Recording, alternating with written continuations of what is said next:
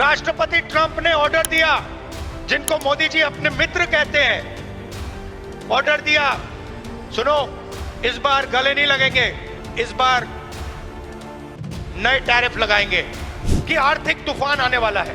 Covid आया था, नरेंद्र मोदी जी ने थाली बजवाई, मोबाइल फोन की लाइट दिखवाई। अब आर्थिक तूफान आ रहा है, सामने है।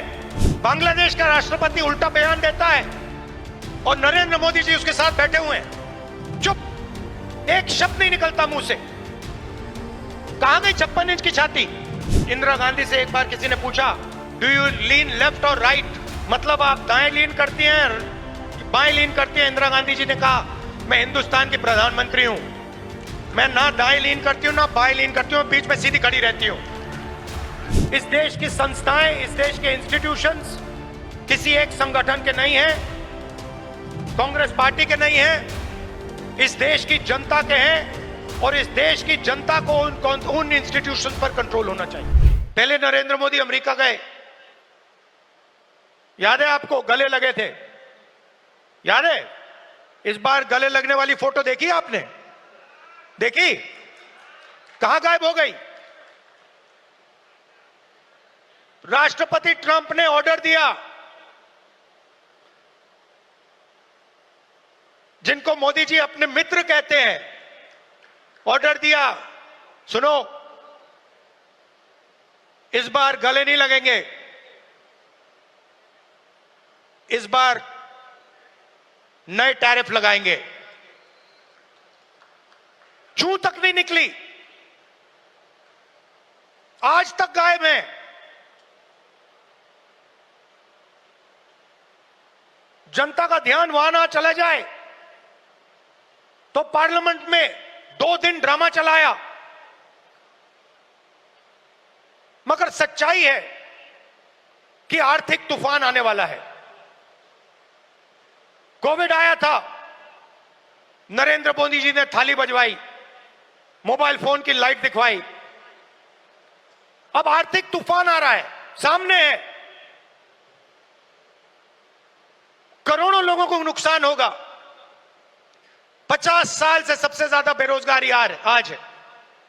कहां गए नरेंद्र मोदी? कहां छुप गए हैं?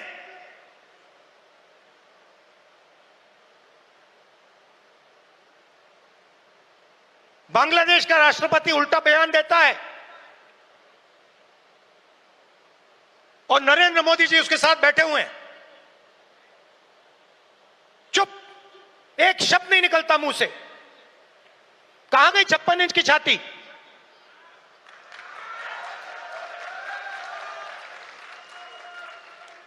जब प्रधानमंत्री को कहना था, इंदिरा गांधी से एक बार किसी ने पूछा, डू यू लीन लेफ्ट और राइट, मतलब आप दाएं लीन करती हैं बाएं लीन करती हैं? इंदिरा गांधी जी ने कहा, मैं हिंदुस्तान की प्रधानमंत्री हूं, मैं ना दाएं लीन करती हूं ना बाएं लीन करती हूं, बीच में सीधी खड़ी रहती हूं। ये हमारे जो नए प्रधानमंत्री हैं, ये सीधा सामने मत्था टेक देते हैं।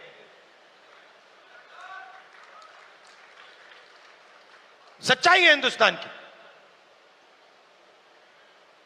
और विचारधारा की लड़ाई है।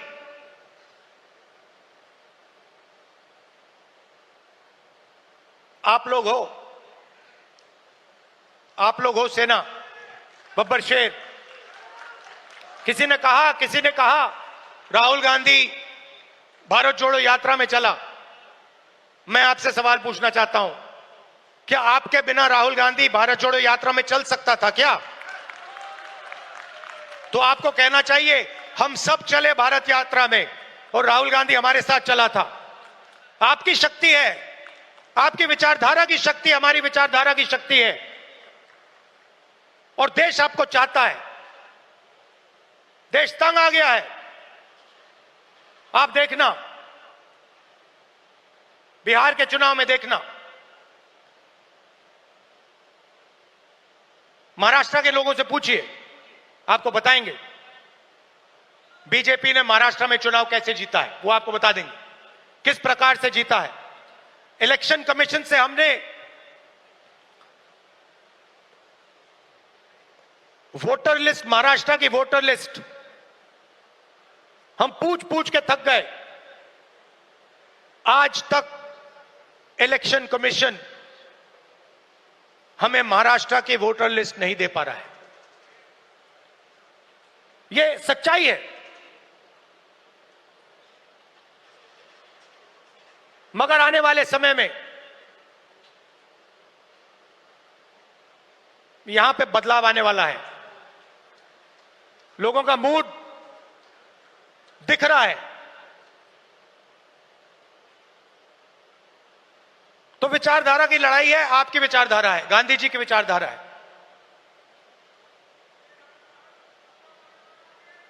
क्या फर्क है इसमें और आरएसएस की विचारधारा में? सबसे पहले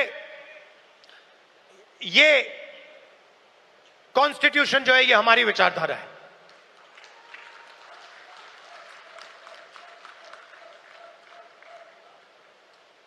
इसमें गांधी जी की, अंबेडकर जी की, पटेल जी की, बुद्ध भगवान की, नारायण गुरु जी की, गुरु नानक जी की, कबीर जी की, बसवना जी की विचारधारा है। यह 70 साल पुराना डॉक्यूमेंट नहीं है। यह हजारों साल पुरानी सोच है और यह आपकी है। आपके खून, आपके पसीने ने, कांग्रेस पार्टी के खून, कांग्रेस पार्टी के पसीने ने यह कॉन्स्टिट्यूशन देश के साथ बनाया है और आज इस पर आक्रमण हो रहा है।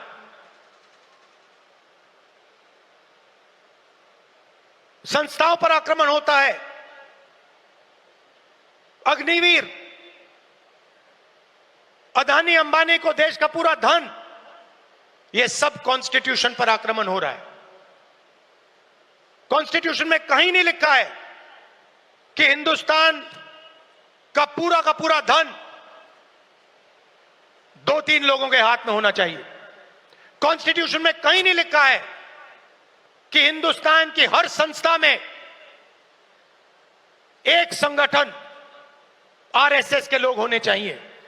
इस कॉन्स्टिट्यूशन में कहीं नहीं लिखा है कि हिंदुस्तान की सब यूनिवर्सिटीज के वाइस चांसलर आरएसएस के होने चाहिए। इस कॉन्स्टिट्यूशन में कहीं नहीं लिखा है कि हिंदुस्तान की दूसरी भाषाओं को, तमिल को, बंगाली को दबाया जाना चाहिए। कहीं नहीं लिखा है। मगर आरएसएस और बीजेपी रोज इस कॉन्स्टिट्यूशन पर आक्रमण कर रहे हैं और इनको सिर्फ कांग्रेस पार्टी रोक सकती है। बाकी पार्टियां नहीं रोक सकती हैं। आप देखना, क्योंकि यह विचारधारा की लड़ाई है। जिस पार्टी के पास विचारधारा नहीं है, क्लैरिटी नहीं है, वो बीजेपी, आरएसएस के सामने नहीं खड़ी हो सकती। जिस पार्टी के पास विचारधारा है वो ही आरएसएस और बीजेपी का मुकाबला कर सकती है और वो ही आरएसएस और बीजेपी को हराएगी। और आजादी से पहले एक बात याद रखिए, भूलिए मत, आजादी में हम सिर्फ अंग्रेजों से नहीं लड़े थे। हम अंग्रेज और आरएसएस की विचारधारा के खिलाफ लड़े थे। ये सारे जो आरएसएस के लोग हैं, इनकी विचारधारा फ्रीडम स्ट्रगल की विचारधारा नहीं है। जिस दिन कॉन्स्टिट्यूशन लागू हुआ था, जिस दिन यह किताब